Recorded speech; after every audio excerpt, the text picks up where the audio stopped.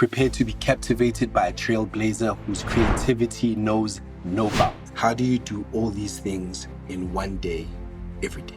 It's dividing the day into different times. I have discipline to get to all of them.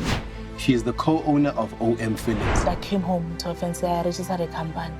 Yeah, so when we get married, you are bringing your computer in the marriage. OM Films has 1.4 million subscribers. Yeah. How did you build such a big following? It's 6 years of hard work to build such a following. Our special guest journey embodies resilience, determination, hard work, and faith. In film school, they're telling you that I'm not talented. Even after I did some things right, I still had new wars that came with it. This was like the biggest heartbreak of my career. You shot videos for them, eh? Yeah. They've got amazing legacies. And her name is Nelisiwe Mwase. Thank you for coming through. I know. Let's get this party started.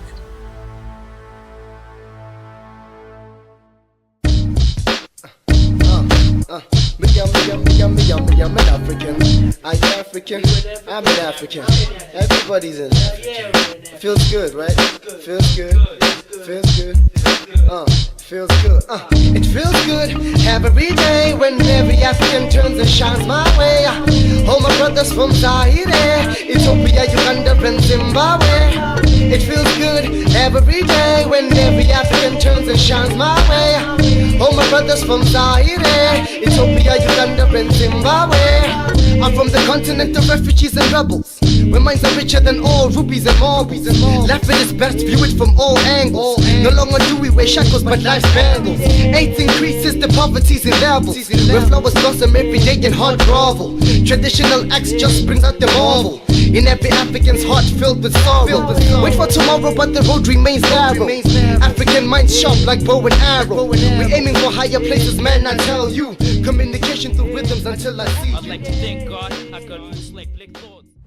Ladies and gentlemen, welcome to Filmatic. Today, prepare to be captivated by a trailblazer whose creativity knows no bounds. Hailing from Mpumalanga, our special guest journey embodies resilience, determination, hard work, and faith. She is the co-owner of OM Films, and her name is Nelisiwe Mwase. She is the maestro of the visual arts, crafting compelling narratives as a writer, producer, and director. Her work, like the award-winning Ameni music video by DJ Miss Prue, has not only earned accolades, but also captured the essence of storytelling with depth and authenticity. With a creative flair that extends to creative brand content for industry giants like F&B, Samsung, Huggies, and Red Bull, Nelisiwe's impact reverberates far beyond the screen. And with over 1.4 million subscribers on YouTube, her comedic alter ego, Mama Nels, has become a household name, captivating audiences worldwide. Now, join us in welcoming this filmatic filmmaker with flair, whose vision and talent are shaping the future of storytelling. Mama Nels. That was so nice. How you doing? I'm good. I'm good. Thanks for having me. Thank you for coming through. Thank you for coming through. I know. Let's get this party started. How you doing? Well, I'm good. Thank you so much for coming through. Oh, it's a pleasure. It's a holiday, but it's a holiday well spent, though. The one day I suggested to shoot, unfortunately, I think you have it's family time. Yes. I was told, and I was told very strictly it's family time. So yeah, let me get into it. You are wife, mother, producer, director, writer, actor, and that list actually still goes on. How do you do all these things in one day, every day? You listed 7 things. Every day. Every day. Yeah. Every day. It's dividing the day into different times. Okay. And then you look at the different relationships you have in relation to the 7 listed items you have there. So I have a relationship with my career.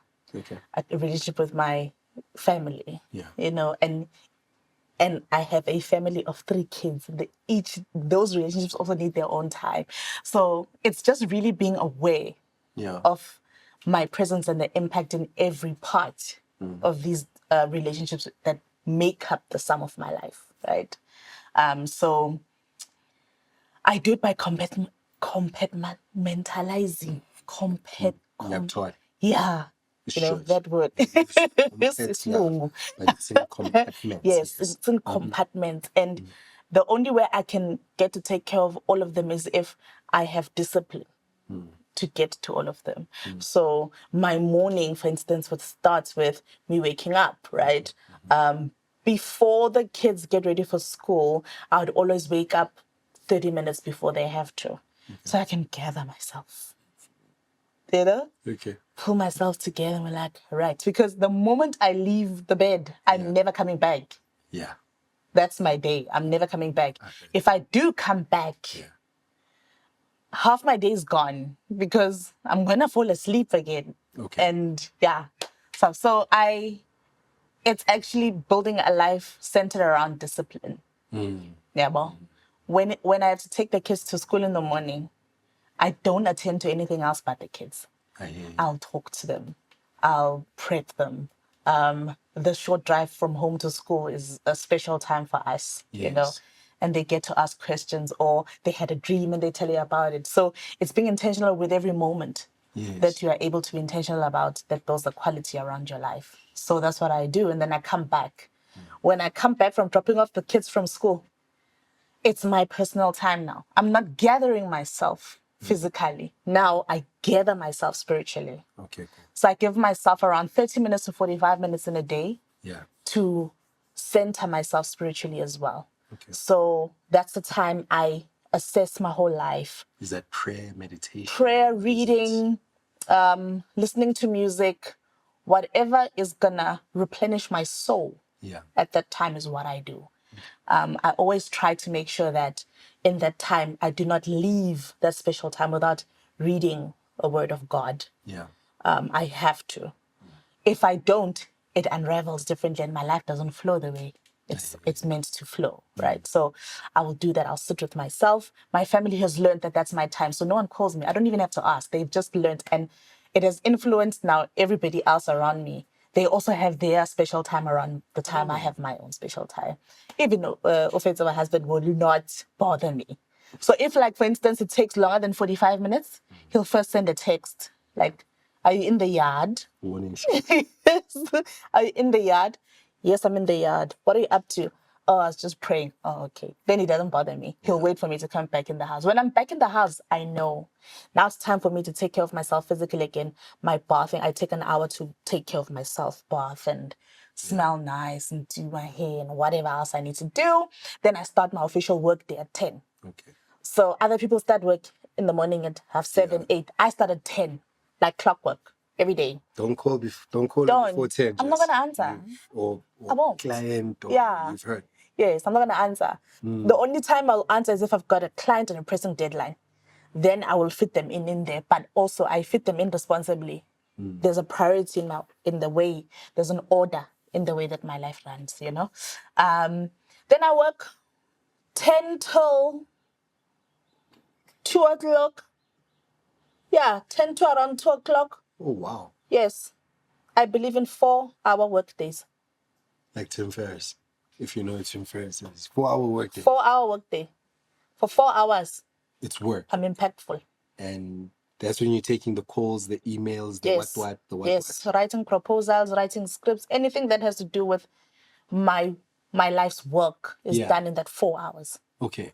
The only time that pattern would be disturbed is if I've got a client and we've got a shoot that's looming in and there's a lot of approvals that have to be done, then it would be extended. But when that happens, I reach out to my support structure and I ask for help. Yeah. I can't pick up the kids today. Please do it for me. I can't cook supper today. Please cook the supper for me. I can't do this. I can't do that. Please do it for me. I delegate the responsibility around the people that work with me, even the people that work in my office. Yeah. So I treat them more like family because they do interact with my family. They interact with my kids. If I need help, they're the ones to fetch them. If I hire a production manager and I'm on a set, My production manager, I check that they are safe, and I check my children whether they feel safe enough around this person. Are you serious? Because it's a PA, yeah. In that time, they become my direct PA. So if I'm on set and I have to work, I can't think I have to take a break. I have to go fetch my kids because we don't have they don't have a transport. They're not subscribed to a transport system. No, I hear you on that. Yeah, but so they know. So it's in the schedule of how things run, even at the workplace. So they know in the morning, if I've got a 6 a.m. call time, my kids need to be at school by 7. Yeah. They'll make sure my kids go to school at 7. Okay. And then when they come out of school, 1, 2, 3, or whatever time, they'll make sure my kids are transported from school back. It's part of the package. Oh, wow. Yes. They don't feel like I'm asking for too much, no. Because it's a give and take. If I hire a production manager who is a mother, I'm aware they are a mother. Yeah. And then I'll tell them, come to work at 10. Okay. Don't come to work before then. Okay. Then when they walk in, I'm like, how's your morning? Okay. And then they tell me, I'm like, did you do what makes you happy in that morning? That's a very good question. Someone you're working with? Yes, I'm like, did you do what makes you happy? What makes you happy? For some of them, it's taking a walk. Yeah. Others, it's reading a book. Okay. Others, is just not being in a rush. You know? These are people who work on set. Yes. And for the prep work before set, I make sure that they're mentally sound. Okay. So why are you frustrated? Is questions I would ask them. Why are you frustrated? Yeah. Life is overwhelming. Which part is overwhelming? Do you prioritize yourself? Did you pray today? Yes. You know, or did you go for that walk? Yeah. Did you go to yoga? Did you go to the gym? I know you like gymming. Did you do what makes you happy before you came here? Okay. Because if you didn't spend an hour doing what makes you happy, you're going to make everybody around us miserable. Oh, wow. So those are my philosophies when it comes to business, philosophies when it comes to family. That's the kind of attitude I have when it comes to my support system. Everybody is integral. You know, even with my husband, he needs to do things that he's a gamer. He needs to have time to game. And I'm not going to live with someone who's going to frustrate me. So you let him go ahead with the... Yeah, he goes and cranks 90s. When he says, I'm going to crank some 90s, I know he's going to crank 90s. He's going to game forever. You know, if he wants to game all night, I'll go to bed alone. He's in the house. That's enough for me. That's fine. Okay. And then he'll go and game. But when he comes back and he's ready to husband. You know what I mean? So... I don't want no frustrated husband. I don't want no frustrated father. I don't want a frustrated CEO. I don't. You need to make yourself happy, guys. Like, no, I'm not. I understand that I am not all the joy entirely all his joy. His joy consists of many different contributing factors. You know, I'm part of the anchor, but like I'm not everything that can make him happy. I guess I hear what you say, that you have a relationship with your career, a relationship with you. Because when you first said that, I was like, okay, I can tell it's not a job. It's a relationship. Like you said, your well-being comes first. Yes. Yes. Wow. So now when you've got like a set where you're starting at 6 a.m. for like a week. Yeah. For like a whole week. Yeah. How do you handle that? How are you having your time and especially if you're starting very early? If I'm starting very early, I wake up early. Yeah. It's a priority. Yeah. Because I know I'm going to have to be with people. Okay. In order for me to be kind towards people, I need to be kind towards myself. It's just the schedule doing this. If it was like this, then it just did this. Same thing. Different approach. My kids have phones. Yeah. They don't have SIM cards. Yeah. I look for apps that allow them to have access to me without SIM cards. Because I don't want the whole world to have access to them. Yes. They must have access to me. True. So I've found ways to maintain openness between myself and my kids. So when I'm at work, they text me. Okay. And then I'll text back. Yes. When I'm on a break and they video call me, I'll answer the video call. I literally show them I'm at work. I'm not out having a good time as maybe you would perceive that I'm doing nice things without you. Yes. I'm actually at work, and I appreciate my kids seeing me at work, especially my daughter. You know, it's important for me to have a daughter who sees a mother who is living her dreams. It's important. Yeah. That's true. You know, she's big into swimming now. I will support her all the way. And if she wakes up tomorrow like, I think it's cricket, I'm going to cricket. Yeah, you know? This new generation of kids are swimmers. Mine is also, I tell her, she's going to the Olympics. Yes. I'll meet you at the Olympics as well. We'll see each other there. You say you're living the dream. Let's go to before living the dream. Yeah. You went to AFDA. Yes. Graduated when? The graduation was in 2013 in March. I finished officially the course in 2012. 2012. Yes. So when was first year? First year was 2008. 2008. Yes, then I took a 1 or 2 year gap. 2 year gap because of finances. Oh. Yes, my brother I have a brother, Godfrey. He's 1 year older than me. Yeah. When I was at AFDA, he was at CTI in Pretoria. Okay. So the weight of the fees was held by my dad, and the family took on that responsibility with grace, but it became too much at one point. So after a year, he said, guys, we need to pause. I'm not saying you're not going to go back. We just need to pause. Okay. And so I can recover, and then we'll go back. Okay. Yeah, then I applied for bursary. First year, I didn't get a bursary. Then I was at home, gap year, then I'd come back up here. And my relationship with Offense had just started by then. So, hold on. Is he like third year, you first year? He was, by the time our relationship started, he was in second year. Okay. Our relationship started at the end of first year. Oh, okay. And then he was in second year, and then I was at home, and we were both worried, like, how is this gonna work? Because we had just started dating a week ago. And then I was like, I don't know, but do you want this relationship as much as I do? And he says, yes, I do. I'm like, okay, we'll figure it out. Yeah. We didn't know how it was going to work. So I was back in the grill for a year. And you know that whole sticker, yo, wile. Shoots at hamba. Yo, it goalie. Like,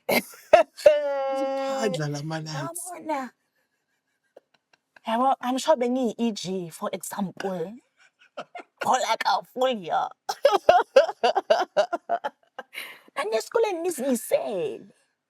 Because abanye nje ukuthi bahlakaniphile high school kanti bayafela now. No, I was just there, bruh. Anyone could assume anything they wanted to assume, right? So I was there, and the only thing I had going was my relationship with Omete. And I remember taking my first year reports, really good reports, 70s, 80s, you know? I was killing it, bruh. Then I was like, I need to go find a job at our local shopping center. Okay. We only have one in the grill. No. So I went to Mega Mark. Yeah. I need to find a job. Yeah. I went into the offices and they're like, we're looking for cleaners. I was like, "Ngizo cleaner, guys." You know? They're like, okay, sharp CV. I gave the CV. Then I showed them the qualification. So they looked at me and they're like,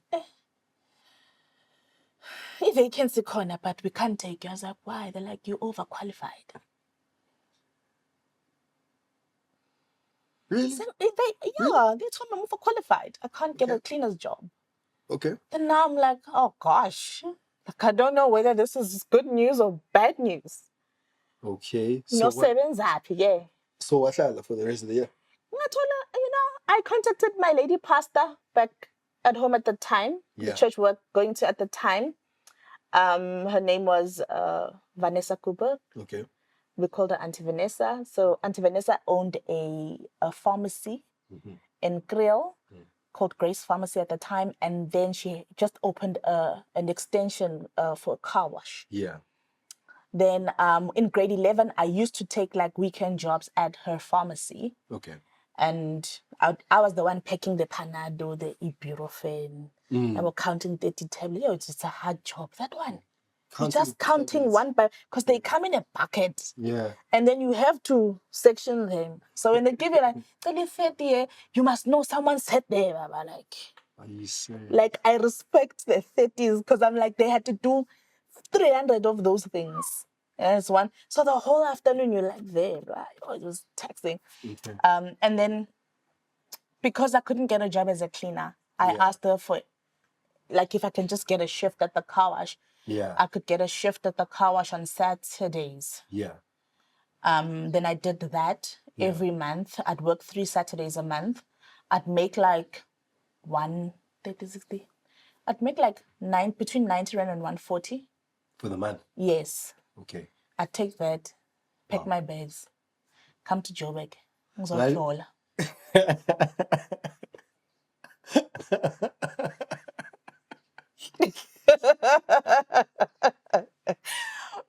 Mina umshado wami uwusebenzile mina. Serious? I'd say And that was the whole year? Yes, that was the whole year. Ngayithola ibhazari. Yes, the following year, I-apply. Then I got a bursary. I remember I couldn't believe it. Yeah. Like, what? Then I came out to Joburg to study, and my dad had recovered a bit, so he could afford to get me a place to stay. Nice. And at least money to print out my assignments and eat at least. And then the bursary would be covered. The condition was if you fail, you lose the bursary. I was like, angeke. Angeke. So then they renewed my bursary and I finished AVDA in 2012. 2012. In Yes. 2012. In 2012. Yes, in 2012. But then I felt pregnant. I know, right? The plot thickens. Zang. I want to a film event. Number explosion. As soon as you graduate. No, before. In third year. Okay. I was pregnant in third year. Is he graduated already? He's done. He's done. Yeah. Even fourth year. Yeah. Okay, cool. So ngida. With the chick who's got the stomach there. Some of us start falling asleep. You were that chick. I was that chick in varsity college. I was that chick. I didn't tell anybody, but like, man, was it late into the year or beginning of the year?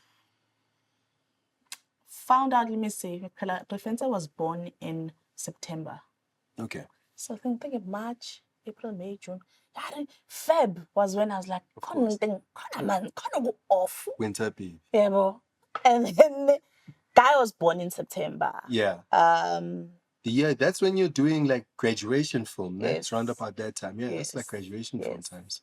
Yes. And that time I'm doing VFX at school. Ne? Are you serious? Yeah. Because well, at least you're in post. I didn't like it. I don't like it at all. Really? I don't like post at all. How did you even choose it then? I just wanted to finish, bruh. Because I came to AVDA to be a director. Okay. I came to AVDA to write scripts. Okay. And then in second year, it's up to the discretion of the lecturer to decide who moves forward and who stays. I didn't fail. Yes. But the directing lecturer decided to see I don't have a gift for telling stories. Did they tell this to you or they said you don't have it? Face to face. Okay. And this was like the biggest heartbreak of my career. And in film school, they're telling you that I'm not talented. I don't have a gift. I just don't have the it factor. So now when you hear that, you think, no, let me just do VFX. No, I cried for like a week. And the same day I was told, I went home devastated. This was second year. Yeah, I went home devastated. I texted Offense on Mix It.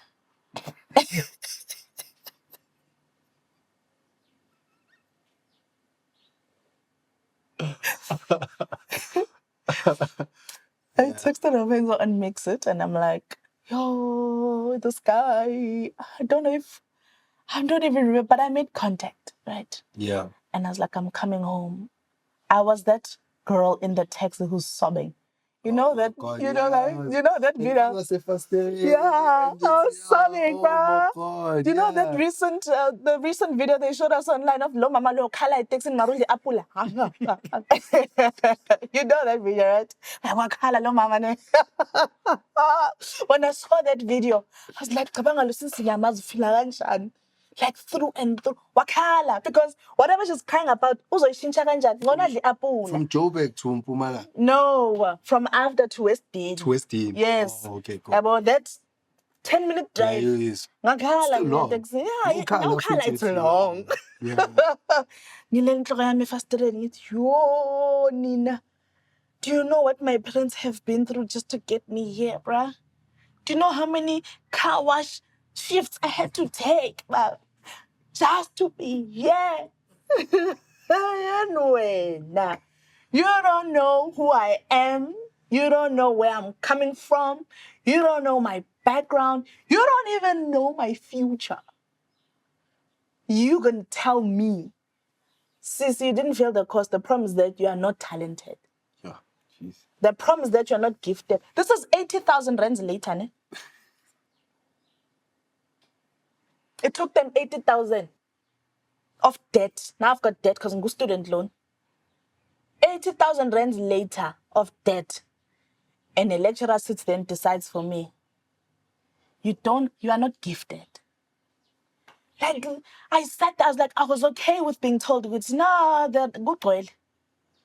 But he told me that I'd have to repeat second year to qualify. Gee, I report lami lihle kanjani that time. Okay.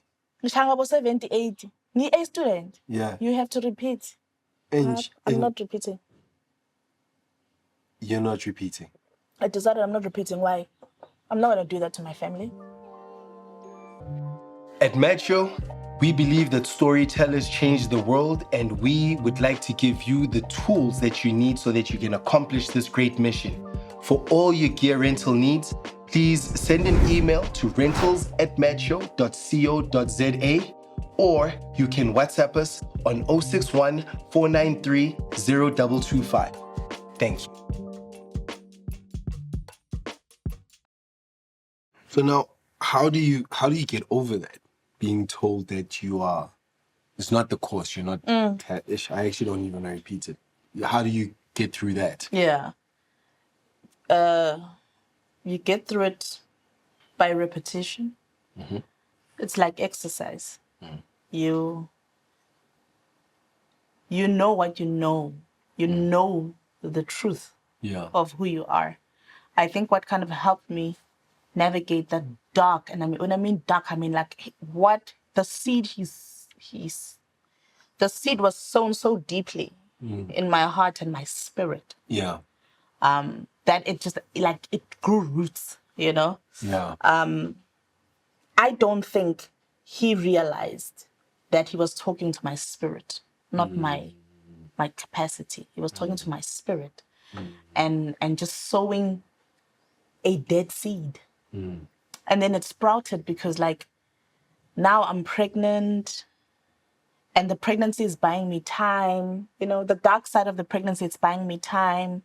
I don't have to prove to myself that I'm talented, that yada, yada, yada. I finished school, you know, because it's principal also to finish school. My parents expected that. Even a degree, you know. My dad always wanted a daughter to be self-sufficient should worst case scenarios happen to her. So I had other goals to achieve for my parents. Yeah. But getting through what that lecturer did took a decade. Oh, wow. Yes, literally a decade. And in that decade, I am becoming a wife. I am becoming a mother. Yeah. I am becoming a thick woman.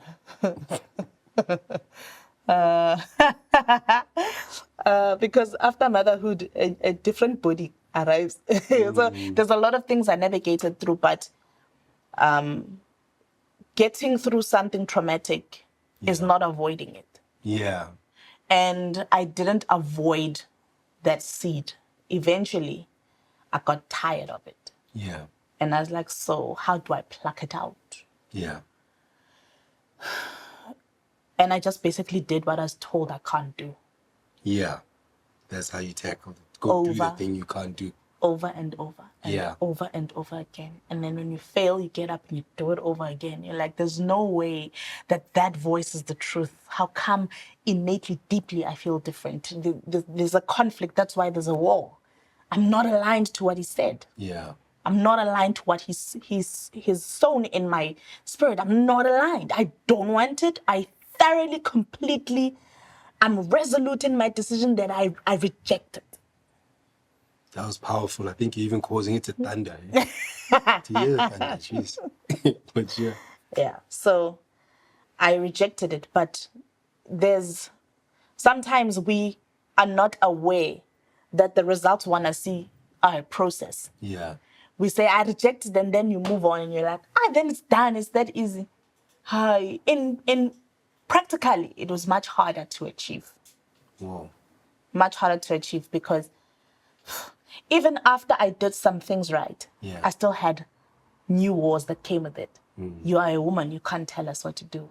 Yeah. You know, industry-wise. You are a woman. Let men handle this part. You know, and after that, there was a new war. So there's nowhere in my journey in the background where I've had it easy. How do you handle the woman can't do this in this part of the industry, or this is too heavy for you, or you won't be able to handle this? How do you handle that? I do it. You just do it. Yeah. I'll cry alone there. I'm not going to give you the satisfaction of seeing my tears. I cry alone. Then it sounds as if I'm tough. You know, I don't have feelings. So come, no.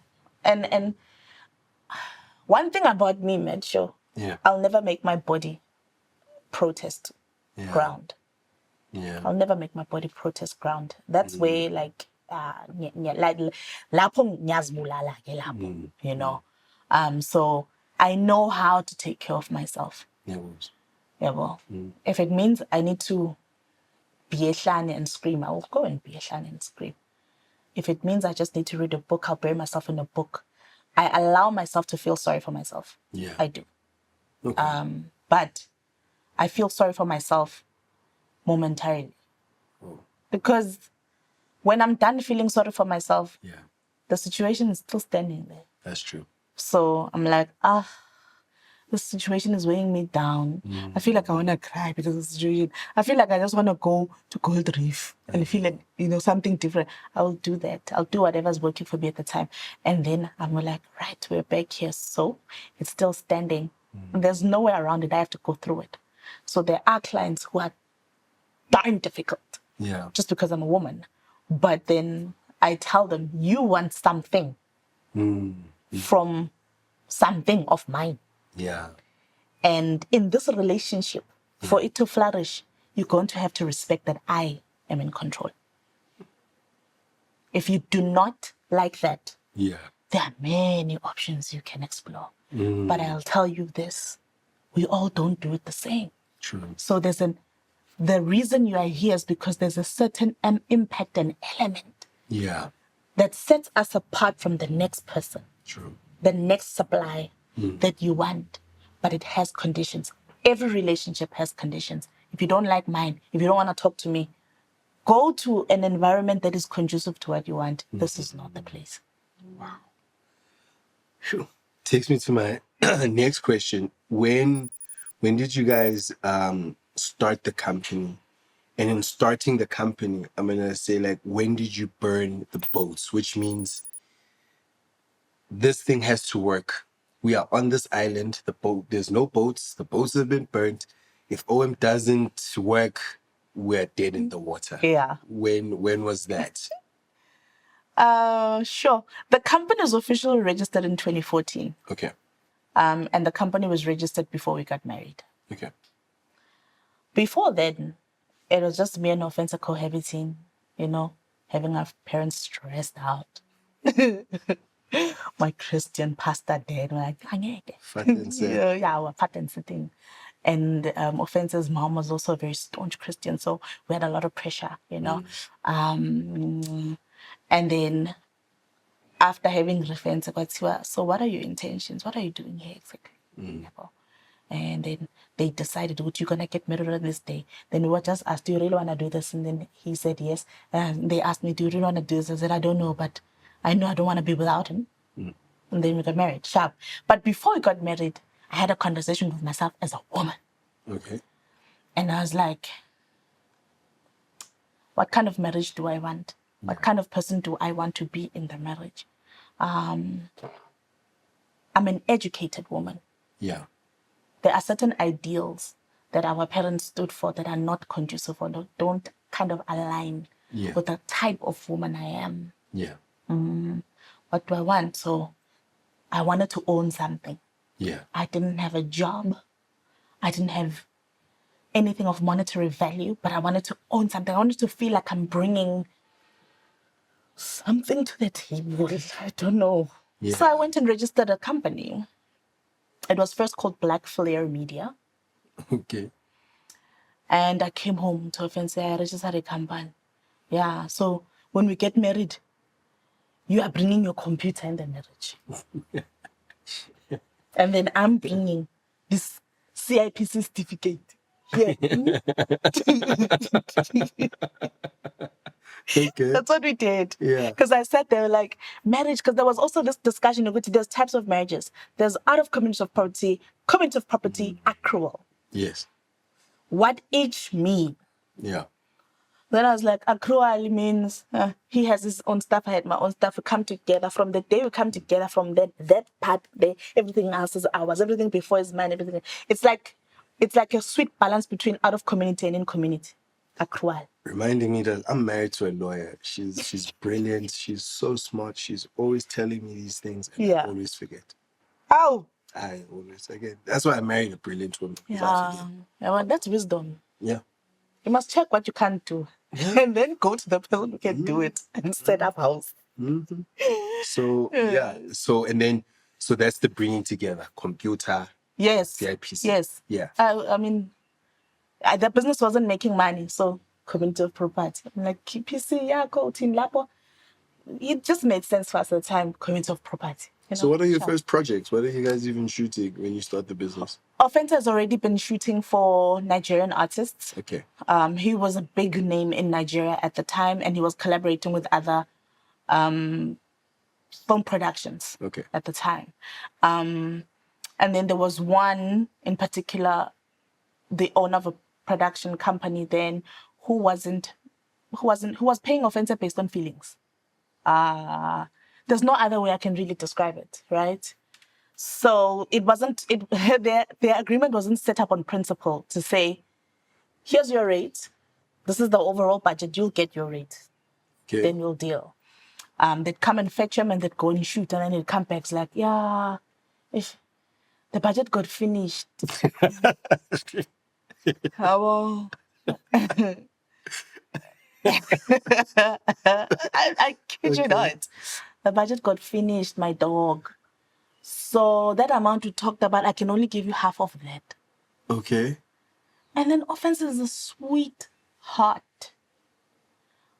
Offense doesn't like conflict. Yeah. And not to say everybody likes conflict. No, nobody likes conflict. But if there's someone who has a self-determined allergy, it's Offense and conflict. Yeah. Offense wouldn't fight and say, man, dude, like we spoke, this is the agreement. He would take whatever they have and move on. The same people would come back. Yeah, we've got to shoot. He'll still go. And they'll come back and do what they did the last time. And he'll still take it. That time I'm there at the back with a 2-year-old Nyabila.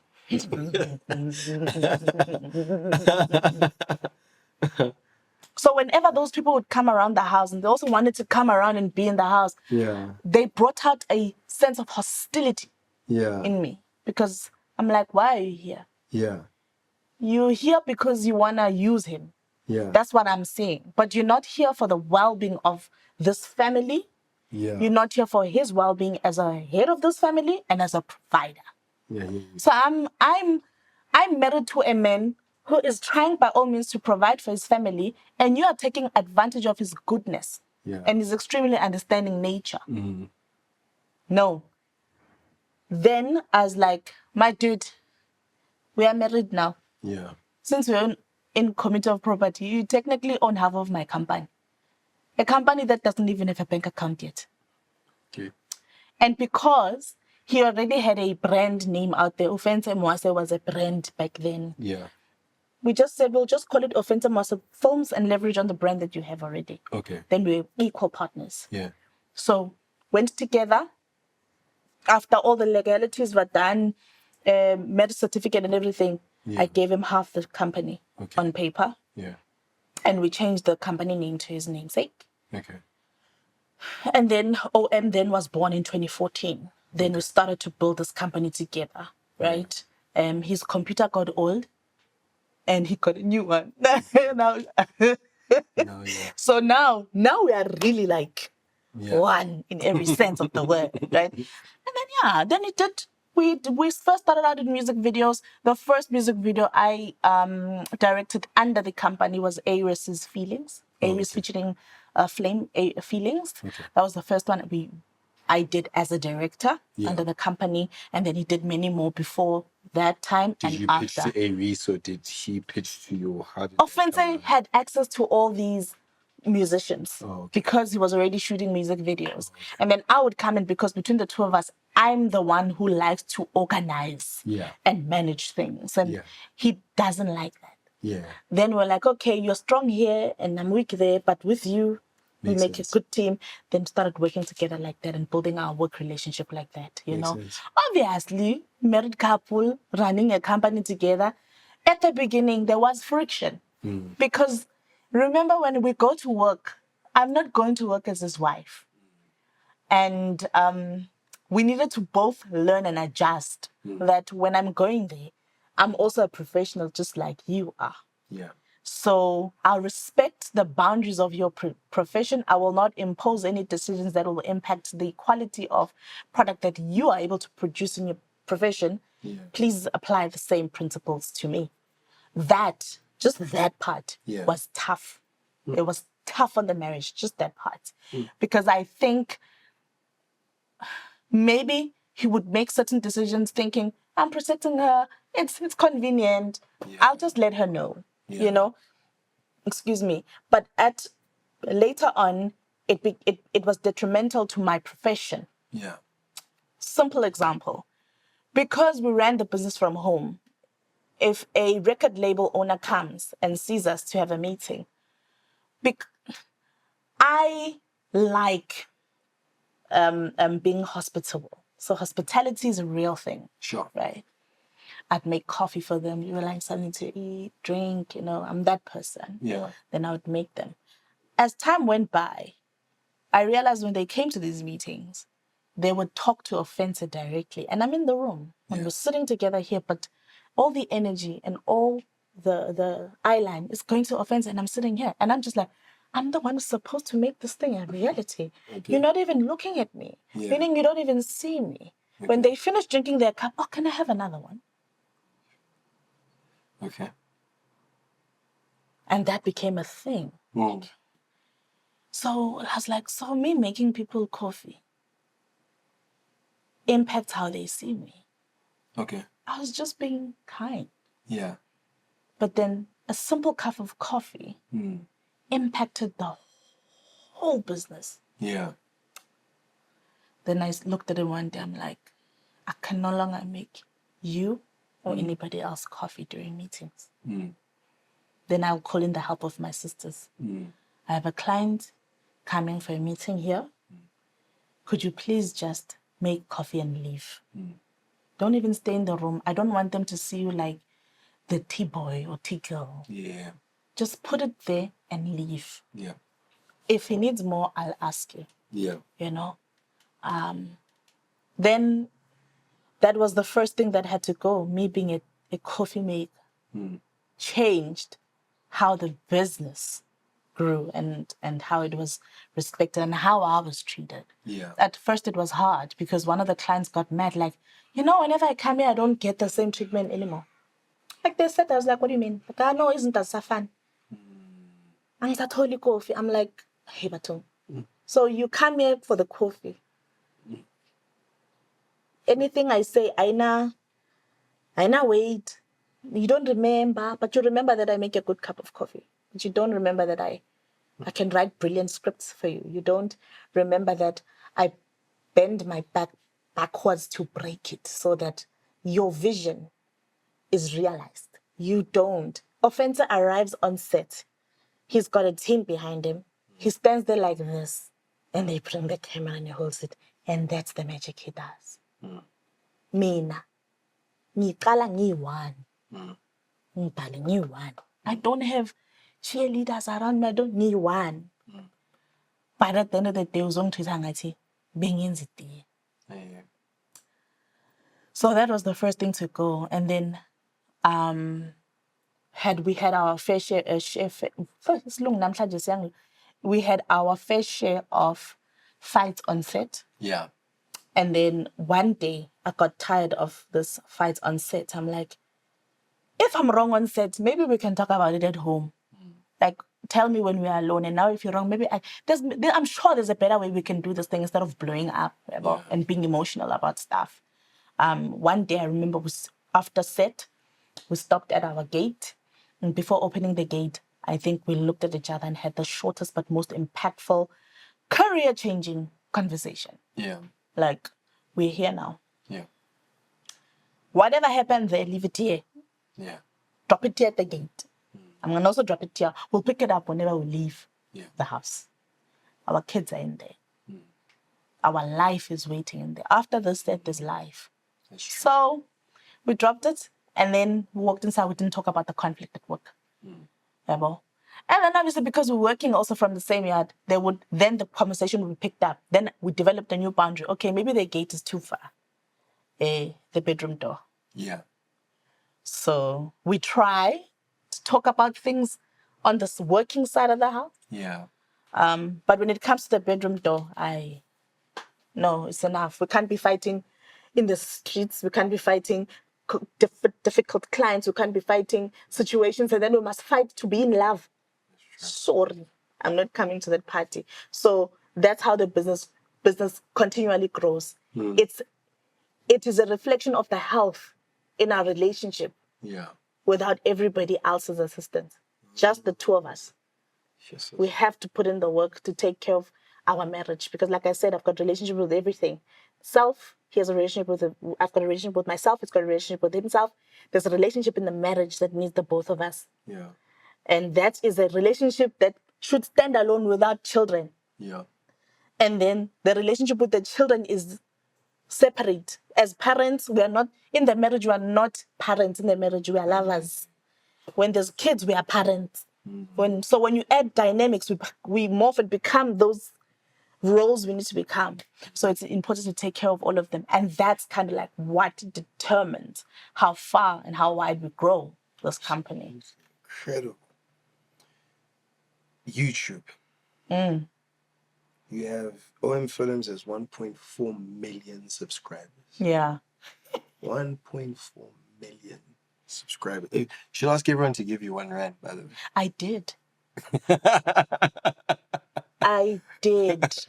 Until some smarty pants came and said, now you are scamming us. Because there's those people who will calculate. Ne? Yeah. If this person asks for R1 from all of us, they're going to be a millionaire. And then they're like, she can't be millionaire. Then they sabotage it. I'm telling you, how did you build such a big following? 6 years. It's 6 years of hard work to build such a following, and 6 years of determination, 6 years of consistency, 6 years of talking to strangers, 6 years of staying plugged in to social issues, 6 years of not giving up. Do you write all the videos? Not all of them. Yeah. I don't write all of them, but some of them are improvised. Yeah. It's also 6 years of being flexible. Some of them, though there's a new initiative we've launched now called OMF Who's Next.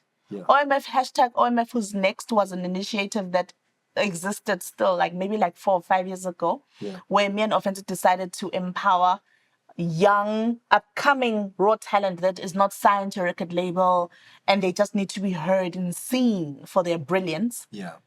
we started that, and we sponsored like five music videos. They could come from anywhere in SA, the artists, and we're like, just catch a bus, the most affordable one, come to Joburg, we'll shoot your video. And by evening you'll be done, then you'll be able to get on the bus and go home. So we did that. It was successful, but we learned a lot also from it. We got backlash though with it, because one of the runner-ups couldn't make it to the shoot. And they were like, sesivalile. Nati budgeted for this is kaput. And then I had the whole social media squad from the Eastern Cape start a smear campaign against me. They opened a Facebook page and they called me a witch and all sorts of degrading titles and names I can't even remember or dare to speak out. Simply because their runner-up, their representative from the Eastern Cape, did not have a music video. And I reported it on the Facebook. I got death threats. I got witchcraft threats. They were bombarding my page. And I stood up for myself. So I told the whole of Eastern Cape, I'm like, we're just a small company here trying to uplift the community.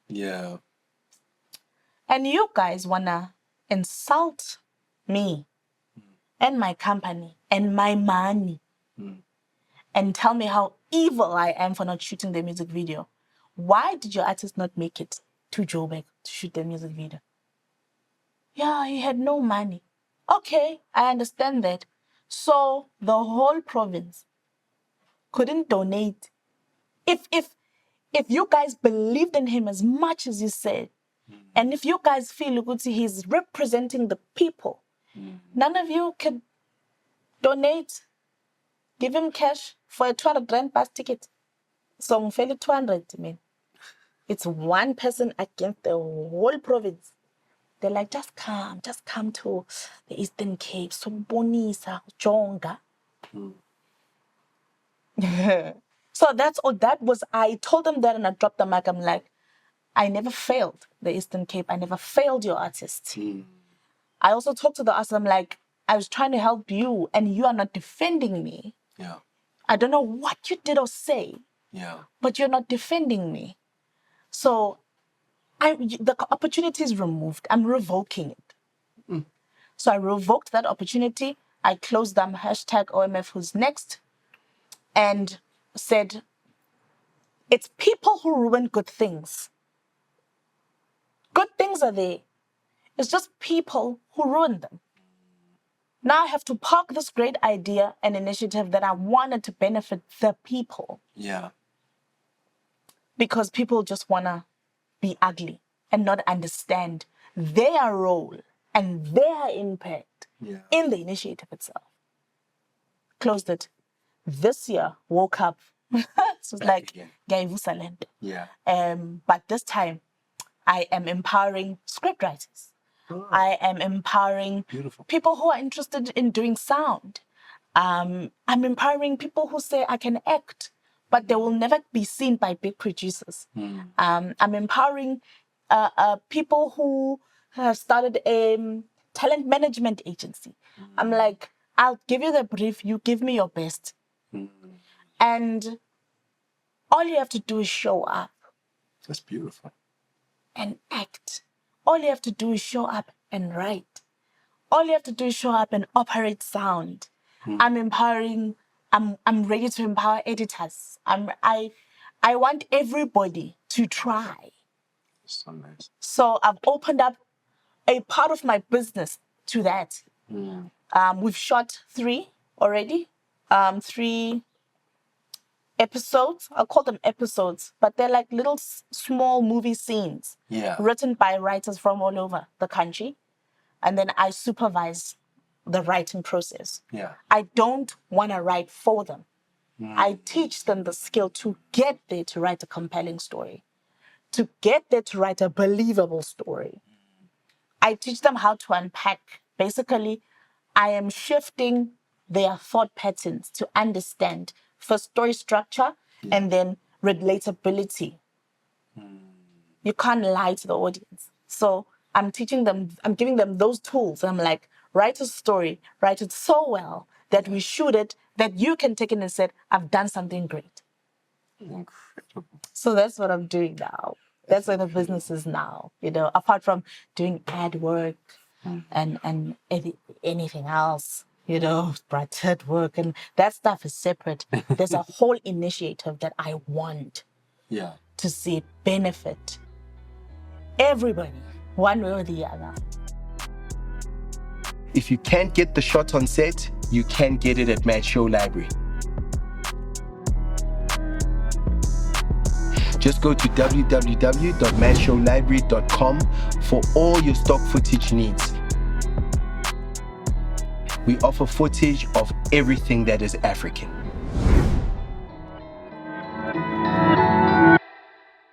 Whoa, you've also worked with some serious brands, eh? F&B, Huggies, Samsung. What do you do? What do you do with all these brands?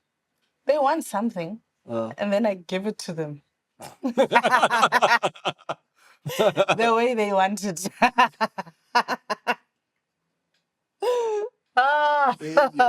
The most recent one with Samsung was them launching their projector. Yes. And so in essence, when I say I've worked with Samsung, Samsung comes and says, hey, Offense, can you do something, da-da-da-da? And then Offense is like, sure. And then when it's done, he looks at me like, so Samsung wants us to do da-da-da. Okay. I'm like, no, but they want you like, yeah, but it's us. And then it becomes an us thing. Okay. So there's nothing that he does that doesn't transform into an us, right? Okay. So they wanted to market their projector. Yeah. And it's the screen can be as big as a 100-inch TV and still maintain like proper crisp HD 4K ultra quality picture, still like fully saturated, like nice. Okay. Then they wanted to market that. And then how the idea to market that came about was Offense needing a wall to test this on. And I have these gorgeous personal pictures of me breastfeeding our last born. Okay. There's a picture of me holding him. There's a picture of me in the shower with him, and there's a picture of me breastfeeding. Okay. They are friggin' massive, like A0 type, 3 on the wall. Yeah, I've seen them, yeah. So when people walk in, they know this is my space to mother. Yes. Then we'll take those down. And I was just so uncomfortable taking that down. And then that kind of, like, we recorded the whole thing with the World Cup cricket rugby. Yeah. But it was happening at around the same time, rugby and cricket, the World Cup. Yes, I remember, yeah. So we were focusing on the final match. And we had some friends over, people that we rekindled relationships with, and we were at a wedding the previous weekend, and like, you bored? Okay, come, let's watch rugby together. And then we took down those pictures, and then we saw it was crisp, it was really good. So we recorded the authentic, meaning genuine surrounding and the people that were there, shared the experience with, and we decided to make that the marketing video. And then the next day I was like, oh gosh, yesterday I was complaining that you took down my photos. Offense, add this element there that when you wanted to test this product, you had to upset a certain part of your life just to get it right. And then we shot me taking down my pictures. And I remember feeling, and then I looked into the camera. And then we took down the pictures. Then when we put it together, Samsung loved it. Yeah. Loved it. And then we told them, guys, but now we are here. They gave us the projector to keep. Okay. Nice. So we have this projector. If we go to the hotel, we could be having a movie night anyway. Could I no longer book a hotel room because the TV is big? Yeah. I book a hotel room because they've got a wall. Or their ceilings are wide. We'd lay in bed, put the thing. Nice. So we're like, if you have more products, call us, So we We work well with brands. Yeah. I'm not gonna lie, to learn how to work well with a brand is also a creative process. You have to grow. It's a new muscle. You can be a filmmaker, you can be a scriptwriter, but to write for brand is different than writing for film. It's different than writing for television. It's different from writing for reality. You have to essentially put the brand's needs above your own. Okay. Or above your own voice of what you think where society stands and how they should resonate. Sharp brands are also aware. Their researchers are also aware what's going on. Yeah. And you need to be able to write for a brand in such a way that it doesn't tarnish them, it doesn't bring negative backlash to them, it doesn't make them seem insensitive to a certain community of people or ethnicity. Like, you have to take in so many different things that could impact the brand's PR and eliminate those threats first, then you can write. So when you write with the threats in mind. Yeah. So because of that, brands will never, ever truly be brave. Yeah. They'll always choose the safe side. Yes. Even if the women today are okay with showing a little more skin than what our parents are used to, a brand will never allow that on screen. Still gotta be covered up. Yes, because ugogo usaphila. Umamkhulu, babamkhulu basaphila. And they are all aware of BCCSA, Broadcasting Commission of South Africa, and their regulations about what is appropriate and inappropriate.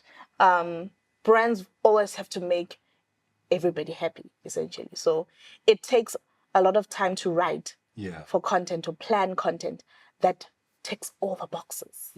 And the thing is, once you get that muscle strong and right, you write for brands in a simple way. It's as easy as breathing.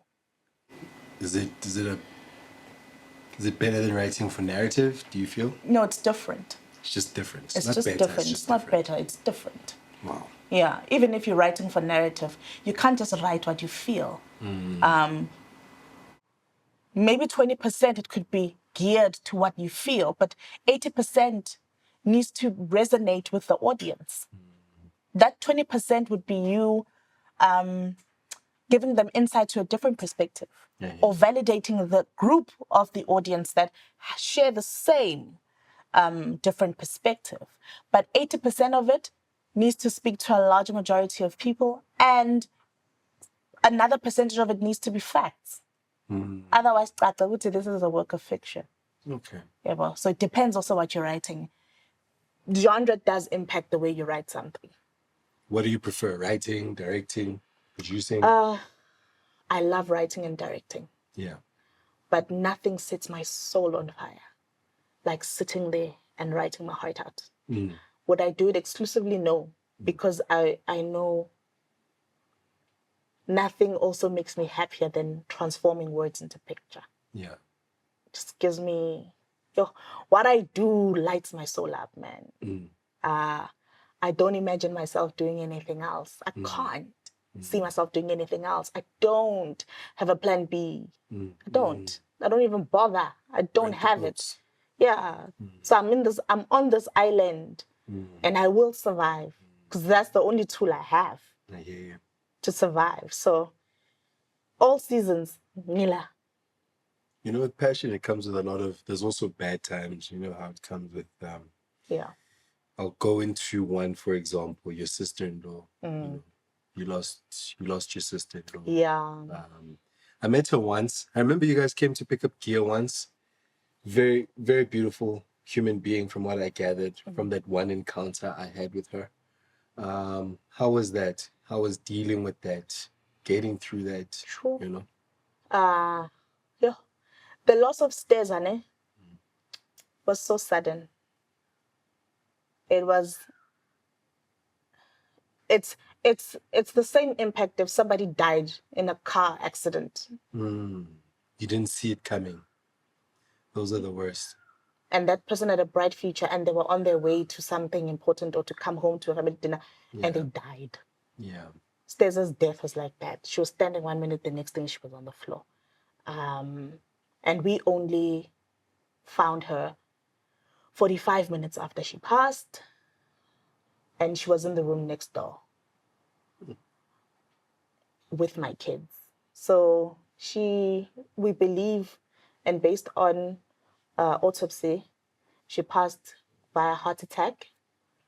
And when I found the body, well, first offender saw the body, and then he came into the room and he looked spooked out. I've never seen him look like that. And our son at the time was 3 weeks old, and I was laying in the bed breastfeeding. When he came into the room, I think like before that, I remember he was in the shower. We were supposed to have a brand partnership shoot that day. And it was a friend in business. They started a new thing, and we said, let's collaborate. And then we devised some way of how our partnership was going to go. And this was the day we were supposed to shoot. And then 7 o'clock, our daughter walks through the door. Offense is in the shower. He's supposed to go shoot. I can't shoot. I just had the baby. And then we're like, Mama, why have you not bathed? Why are you? Because in the late stages of my pregnancy, my sister-in-law, Tebogo, took over everything I did as a mother. So I was like, Mama, why haven't you not bathed? And she's like, oh, I didn't. And we're like, so where's Teza? And she's like, she's sleeping. Oh, okay. Then I look at her and I'm like, can you please just put on a gown and go check your sister? Because what's happening here is nothing like her. She was the most punctual person, especially when it came to kids. She didn't mess around. How? This child, 45 minutes later, is not even bathed. He goes and checks. When he comes back, I see that face. He got cold sweat immediately. My sister jumped out of the room. She was still in her skimpy nighties. She didn't even realize. That's how shocked everybody was. I came out as I am, left the baby there. What's going on? Our sister's laying on the floor, not moving. I remember the first visual was, my kid's room is twin beds there. The first visual I saw were her legs. I just didn't, I don't know, like that visual, and I was like, no, couldn't they off, and it badly. I was even scared to look, but I had to, because in pants, and it's winter. Why would you sleep on the floor in winter?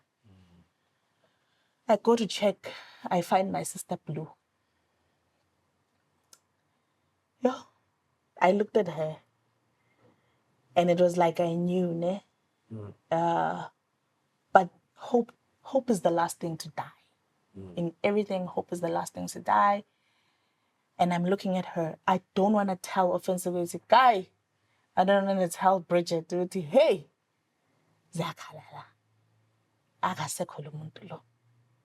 I remember putting my head on her chest because I was like, I don't know how to check a pulse. I've seen it in the movies. But I lay on her chest. Nothing. I can't hear a thing. And then I stand up quickly. I say nothing. I go to my wardrobe. I take out my hospital documents. I'm like, there must be an emergency number somewhere here. I find an emergency number. I call the ambulance. And when I call the ambulance, then they guide us through what to do. So they said the ambulance is on the way. Somebody needs to flag them down to show, and I'm like, I'm gonna go.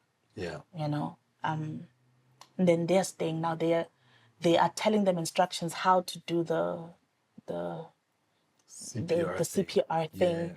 And they have to blow and then pump, but it's a specific way you have to count. I'm hearing the sirens, but I don't know where they're coming from. I just took the remote in my gown, opened the gate, stood in the middle of the street, just watching, like you will find me here. You will find me here. I'm sure they've got it under control. You'll find me here. And I'm like, please don't get lost. I don't need to you'll find me here. And I'm standing in the street. At that moment, I'm so shocked. I can't even tell if it's cold or hot, or like I'm just standing there with hope that someone is coming to save my sister. They arrive, I wave. before they come in, I go see when I walk in the front door, Ufense is wet. Yeah. Like, I don't think I've ever realized how hectic CPR was until I saw them.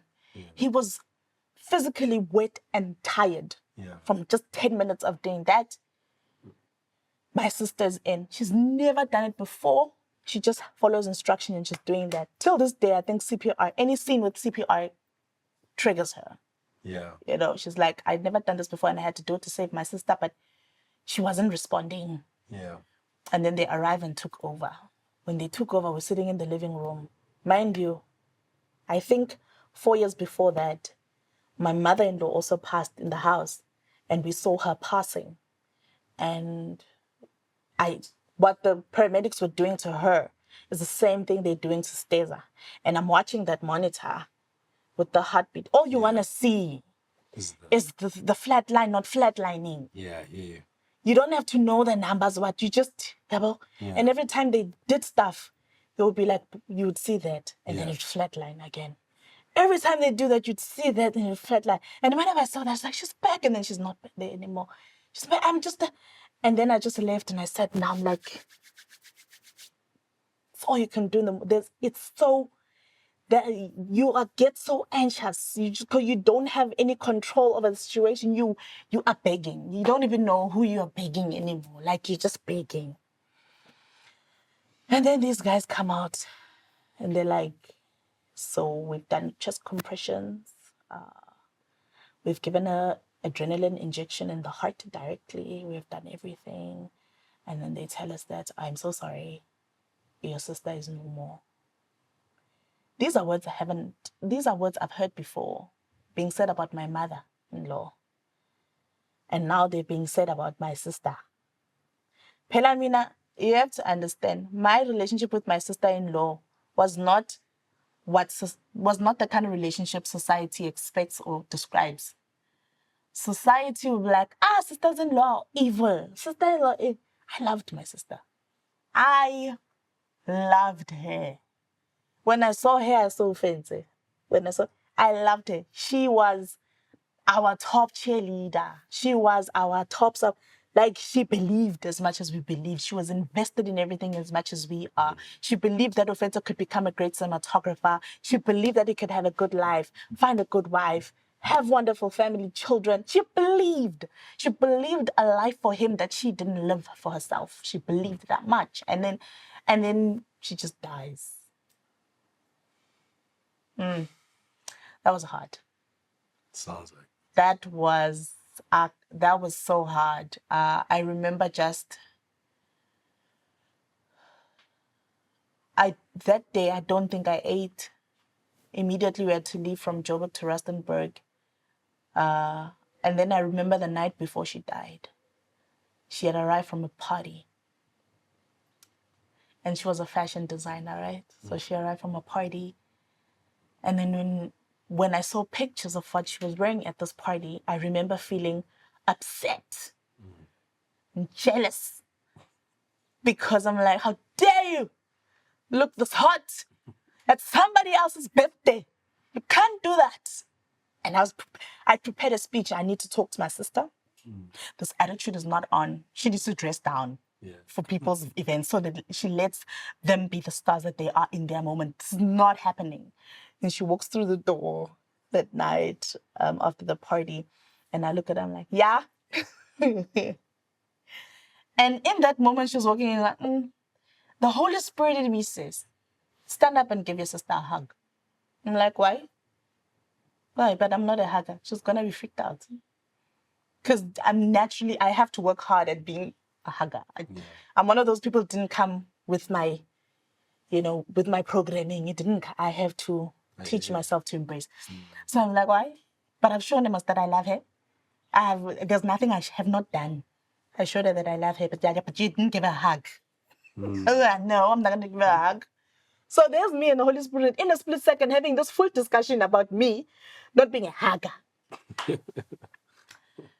My sister comes in, she sits down next to me on the couch. It was the night before, right? She sits down next to me on the couch and she falls asleep. As she's falling asleep, I'm watching TV, watching The Queen. I feel a natural pull. I did not turn, but I was pulled to turn. So I'm going to say it's a spiritual pull. Okay. So a spiritual pull does this, and I do this. When I do that, I'm looking at her. She's laying, looking up. And the Holy Spirit says she's dead. I say, no, you capping. Okay. You over here. I don't know what you're doing, but you're telling me funny things. And this one's alive. It just got my last born in the house. It's like she's gone. I'm like, no. Then I wake her up here. She's like, like, see? This is a discussion I'm having on my own with the Holy Spirit. That was the first time I've actually ever heard. Before she yes, passes. this is the first time I actually ever heard the Holy Spirit, a voice in my head, in my body, in my spirit that is not inspired by my own thoughts. Yeah. I'm like, nah. And then I say to her, yo, girl, we have a lot of work tomorrow. Tomorrow's gonna be a long week. You better get dressed. And she's like, this week, man, I'm not gonna be here. How? Then I feel an anger in me. I'm like, why are you talking like that? Don't stop saying funny things, strange things like that. You're not gonna be here this week. Where will you be? Because I've got a lot of work. I've got this and outfits I won't be here. I'm like, yeah, fine. Say you've got a lot of work. Don't say I'm not gonna be here tomorrow. She leaves. I don't understand why I'm so frustrated about her statement. I've never been the one to say, don't talk like that. Yeah, bro. And then she goes to sleep. She comes out. It was that big scene on the Queen where the family, there was a drug bust at the airport. I remember because we were like watching it together. And I'm like, yo, she comes running. What? And I show her. She's like, guys, yeah. She keeps saying, I won't be here tomorrow. I'm like, I swear. My sister goes to sleep. Next morning, the last thing she put up was on WhatsApp. She's putting up pictures of the previous night where she looks hot. I haven't had a chance to reprimand her about her hotness. That's insane. Yeah. And then she dies the next day. My heart, I can't even describe what condition my heart was in. When I married into the Mwase family, I married with the intention to build. I'm a person who values memories more than anything. I got a short time with my mother-in-law. I met my father-in-law only once. When Ofensa introduced me to his dad, it was on a Sunday, and church was almost out. He was like, let's go see my dad. I'm like, it's embarrassing. We're going to walk through the church. And then like 10 minutes before closing, and then we walk in. That's embarrassing. It's like, all right, let's go. His dad always sat at the back, a chair next to the exit door. And he comes, he's like, good, this space. So his dad is here. He puts me in the middle, and then he sits on the other end. So I'm between these Mwase men now. Yeah. I'm nervous. I could sweat, ice blocks. And his dad, I don't know, his cap falls, and I pick up his cap. That's the only thing I've ever been able to do for his dad, is pick up the cap and give it back. Oh, wow. And then after that, filmmakers went on a film trip somewhere, then his dad passed. So I've only met his dad once. I've never had a conversation with his dad. We only shared energy, feels, and that was it. But I'm told that after he approved, so at least he approved. So I had a very short time with my father-in-law. I had a moment with my father-in-law. I had about 4 years with my mother-in-law. Then she passed from cancer, took care of her, intentionally decided to love her. And the people that knew her would say she was a difficult person. The more I got to spend time with her, I realized she's not difficult at all. She's just got order and structure. So my intent was never to come there and change her order and her structure. My intent was to love her. Yeah. I promised on the day when we got married that I will love you like my own mother, and I loved her. I loved her. It was difficult. There was times where she was not kind, because when people get sick, it's like they feel a lot of things all at once, and they can be irritable about everything. I'm just thankful God helped me to have grace.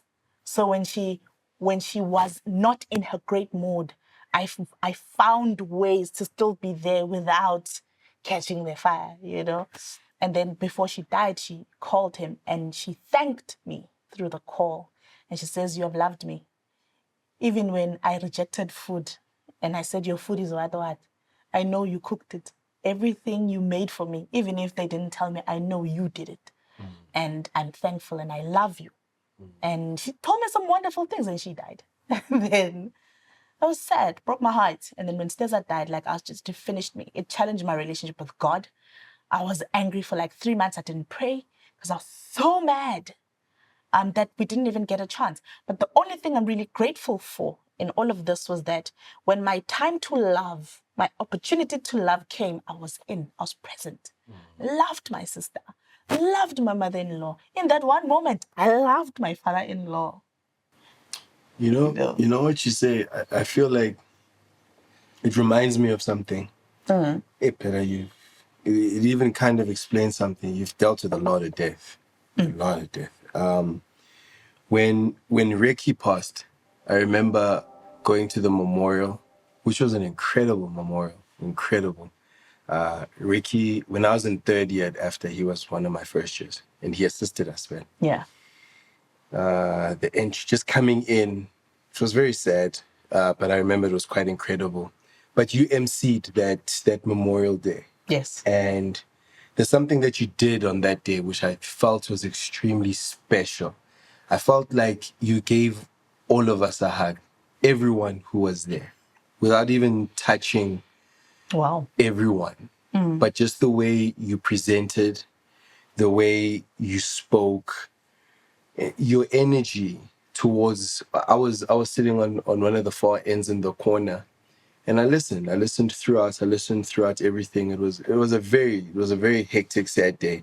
But again, the way you did things, I can even say thank you even. Again, it really felt like you gave each and every single person in that place a hug. That's how I felt. That was very special. Yeah, thank you. So it seems like even through the sadness of death, at least you're able to give back lights to others. We have to. So man, I'm absolutely just, again, I'm grateful. Yeah. And everyone who was there. What was the relationship with Rick? Because again, you came with so much love that day. I didn't have a personal relationship with Rick. I knew him as the pretty guy at school. So attractive.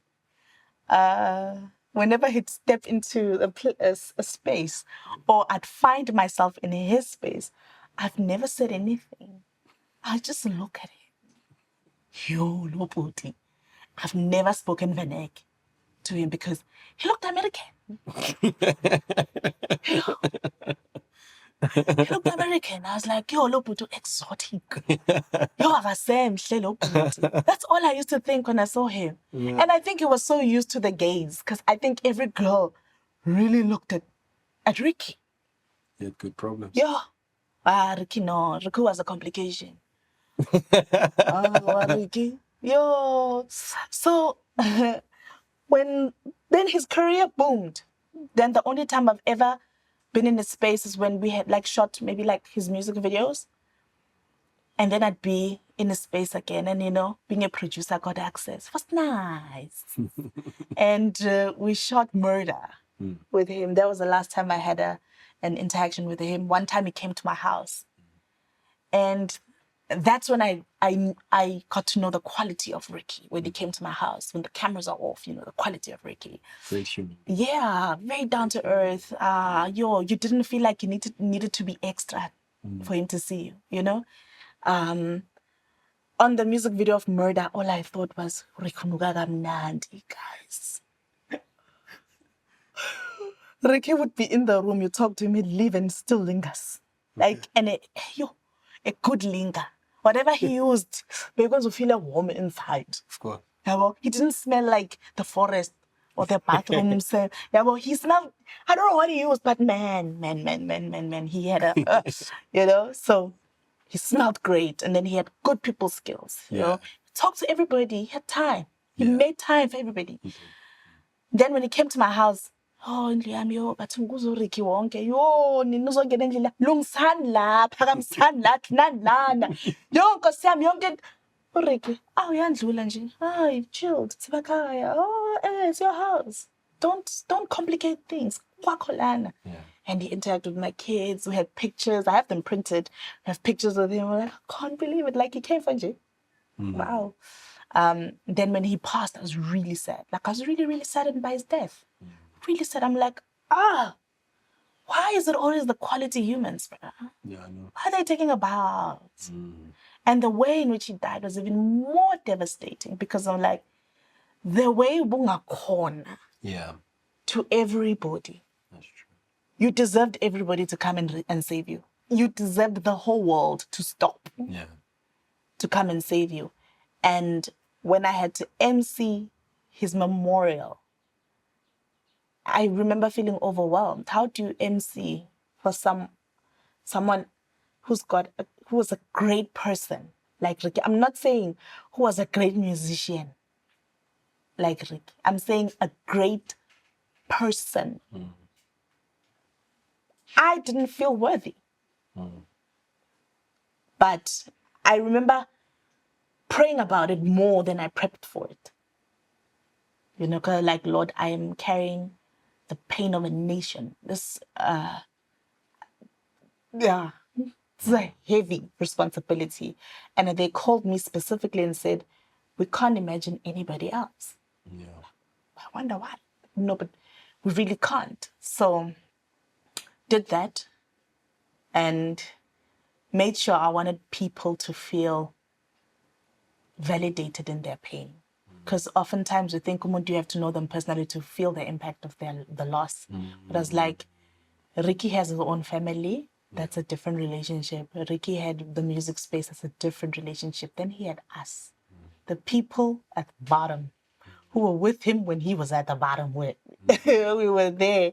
We was grinding. We were grinding. We know what blood, sweat, and tears he put in to become the brand Ricky Rick. We knew Makado. Ever. So I needed the people to feel like, forgive him. I needed people to just forgive him. Because at the time, I'm sure he did what he only knew he could do in that time. We don't know. You never know what someone's going through, man. Yes. What they really going through. It's always a tough one. Okay, so forgive. So Ahmed, him, aka all of them, they'll forever be like they'll be that soul that's got a scab, and then you shot videos for all of them, yeah?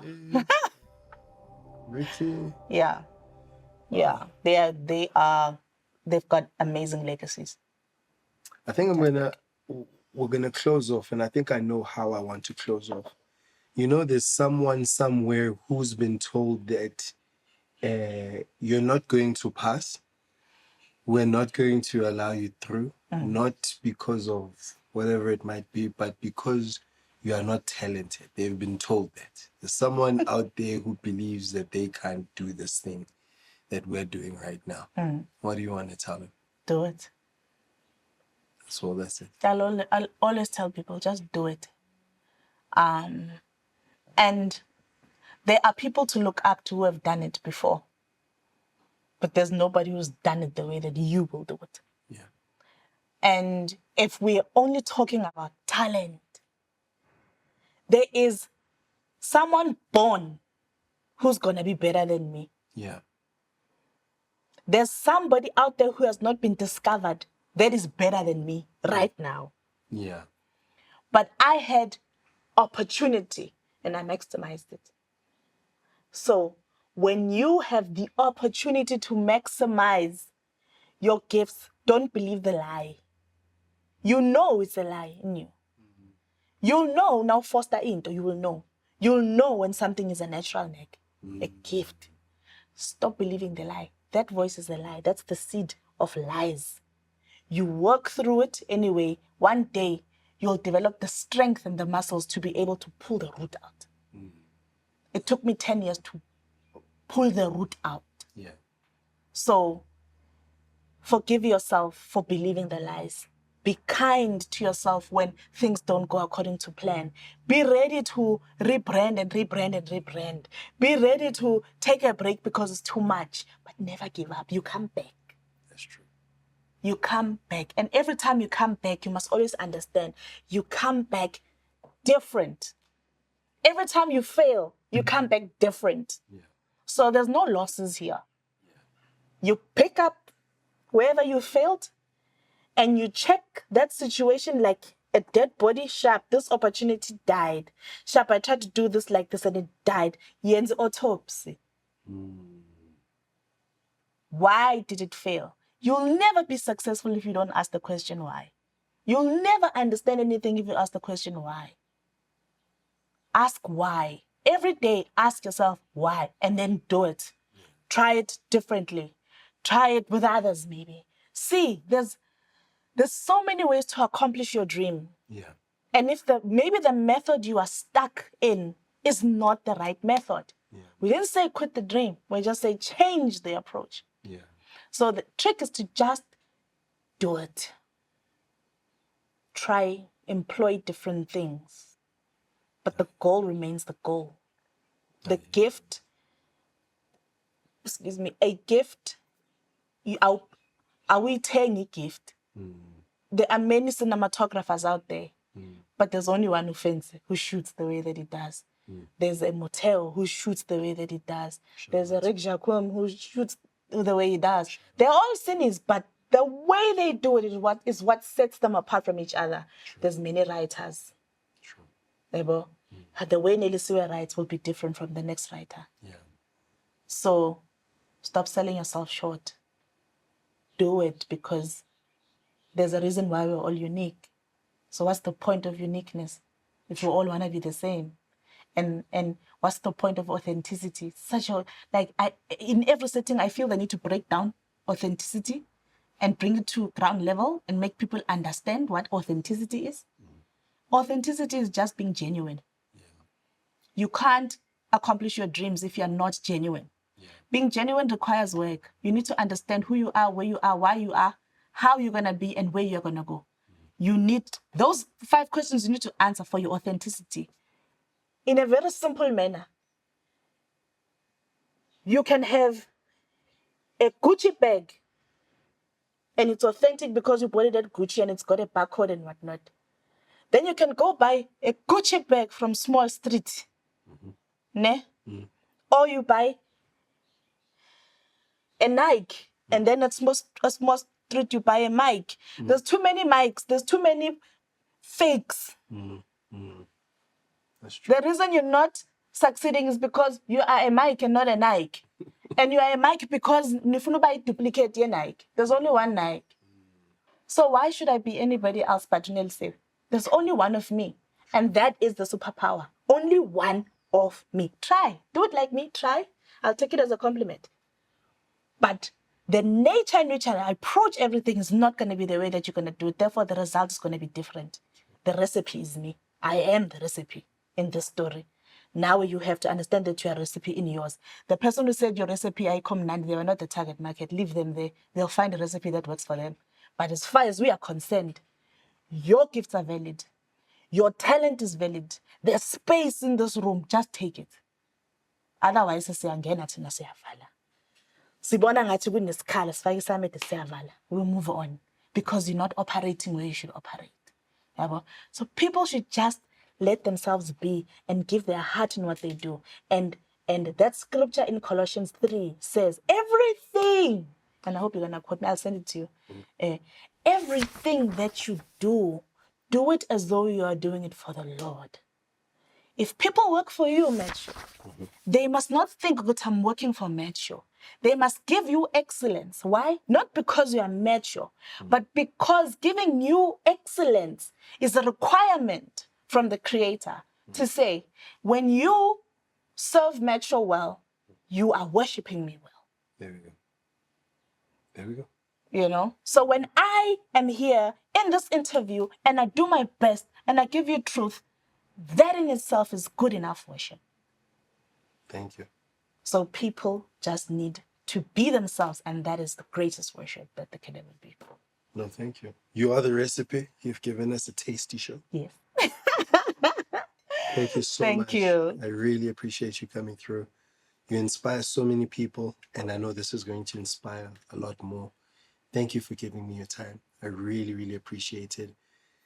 You've let me into your life right now. You're always letting people into your life, your family. We thank you. We thank you for allowing us in with a warm heart and welcoming us into your life and your family's life. We really appreciate it. Thank you. Thank you for having me. It's a pleasure. You can have me again in 10 years. Then I'll have a deeper story to tell. Yeah, guys, but thank you. Thanks for having me. Thank you, everybody. Thank you for the treatment. I feel welcome. I feel warm inside. And for my face beat. I always make it a point to thank everybody in the room, because Macho isn't going to achieve greatness, but he's also aware that he's one man. Yeah, I need people. And he needs people. And you guys on holiday are here. Yeah. So don't ever take the seeds you've sown into his life for granted. Don't ever take the seeds that you've sown into your own lives for granted. Yeah. This moment counts. You might not see it now. It might not mean much now. Maybe for some of you in the room, I just keep her busy. But 10 years from now, you look back with, wow, I was in the room. So there's currency in this room. If he's not paying you, he's exposing you. If he's not exposing you, he's filling you up. Nothing in this room is a loss. Absolutely nothing here is a waste. So thank you for taking your time out to support a brother. Thank you for valuing the work that he wants to do. And thank you for taking yourself seriously and showing up. Like, honestly. People, man. These are hardworking gents, man. So God bless you all, man. God bless Mad Show. God bless this podcast, man. Man.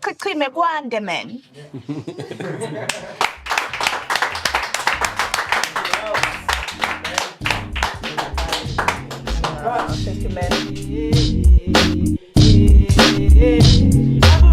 It feels good every day when every African turns and shines my way.